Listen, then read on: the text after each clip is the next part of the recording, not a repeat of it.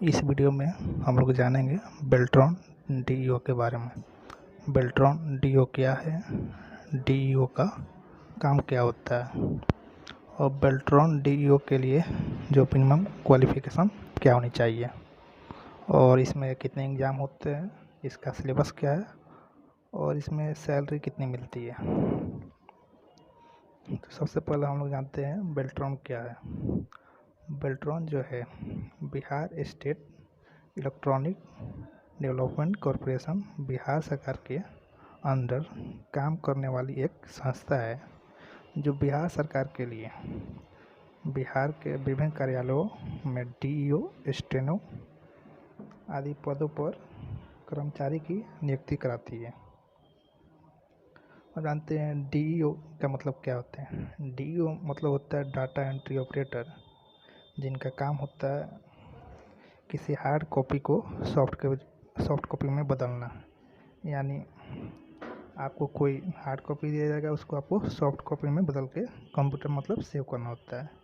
इसके लिए आपको कंप्यूटर का अच्छा ज्ञान होना चाहिए, साथ ही आपको एमएस एक्सेल की अच्छी नॉलेज होनी चाहिए। इसके लिए अब आते हैं बेल्ट्रॉन डीईओ के लिए जो मिनिमम क्वालिफ़िकेशन क्या होनी चाहिए। जानते हैं इसके लिए जो मिनिमम क्वालिफ़िकेशन मांगी जाती है, इंटर पास यानी आप 12th किसी भी स्ट्रीम से किए होने चाहिए और साथ में आपके पास मिनिमम 12th मंथ का कंप्यूटर कोर्स होना ज़रूरी है। आप 12th मंथ का कंप्यूटर कोर्स किए होने चाहिए, जैसे डीसीए या और भी कोई कोर्स जो मिनिमम 12 मंथ का हो। और साथ में आपको हिंदी प्लस इंग्लिश दोनों की टाइपिंग आनी चाहिए, फिर आप इस पोस्ट के लिए अप्लाई कर सकते हैं। इसमें आपको 2 एग्ज़ाम देने पड़ते हैं। फर्स्ट सीवीटी जो होता है उसमें आपको 60 मार्क्स का कंप्यूटर से रिलेटेड क्वेश्चन आते हैं, जिसमें आपको मिनिमम 50% मार्क्स लाने होते हैं।